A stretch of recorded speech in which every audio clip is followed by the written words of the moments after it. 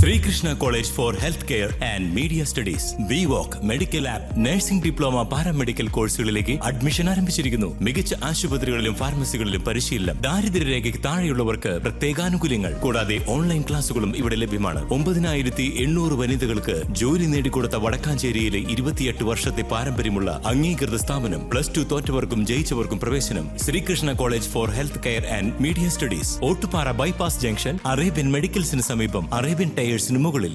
ഷൊർണൂർ ഭാരതപ്പുഴ പുനരുജ്ജീവന പദ്ധതിയുടെ ആദ്യഘട്ടം പൂർത്തിയാകുന്നു. പദ്ധതിയുടെ നിർമ്മാണ പുരോഗതി വിലയിരുത്താൻ 20-ന് മുൻപായി നഗരസഭ അധ്യക്ഷ അഡ്വക്കേറ്റ് പി നിർമ്മലയുടെ സാന്നിധ്യത്തിൽ അവലോകന യോഗം ചേരും. 5 കോടി രൂപയുടെ പ്രത്യേക വായ്പാ പദ്ധതി വഴിയാണ് പുനരുജ്ജീവന പദ്ധതി നടപ്പാക്കുന്നത്. 20 കോടി രൂപയുടെ പദ്ധതിയിൽ ആദ്യഘട്ടം പുഴയോര സംരക്ഷണമാണ്. ഇതിന്റെ ഭാഗമായി കൊച്ചിൻപാലം മുതൽ റെയിൽവേ മേൽപ്പാലം വരെയുള്ള പ്രദേശത്ത് സംരക്ഷണ ഭിത്തി നിർമ്മിച്ചു. പുഴ കരകവിയുന്ന പ്രശ്നത്തിനുൾപ്പെടെ ഇതോടെ പരിഹാരമാകുമെന്നാണ് പ്രതീക്ഷ.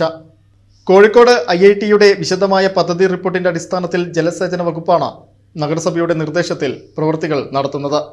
കഴിഞ്ഞ സാമ്പത്തിക വർഷത്തിലാണ് പദ്ധതിക്കായി ലഭിച്ച 4.80 കോടി രൂപ നിർവഹണ ചുമതലയുള്ള ജലസേചന വകുപ്പിന് കൈമാറിയത്. 20 ലക്ഷം രൂപ TPR തയ്യാറാക്കാനായി കോഴിക്കോട് IIT-ക്കും കൈമാറിയിരുന്നു. ബാക്കി വരുന്ന 15 കോടി രൂപ ലഭിക്കുന്നതോടെ ടൂറിസം സാധ്യത ഉൾപ്പെടെയുള്ള പദ്ധതികൾ നടപ്പാക്കാനാണ് നഗരസഭയുടെ ലക്ഷ്യം. തടയണയെ ബന്ധിപ്പിച്ച് കയാക്കിംഗ്, കൊച്ചിൻപാലം മുതൽ തടയണ വരെ നടപ്പാത, ചില്ലുപാലം, വിപുലമായ കുട്ടികളുടെ പാർക്ക്, ഇതോടൊപ്പം പുഴയിൽ കുളിക്കാനിറങ്ങുന്നവർക്ക് പ്രത്യേക കടവ് എന്നിവ ഉൾപ്പെടെയാണ് നടപ്പാക്കാൻ ഉദ്ദേശിക്കുന്നത്.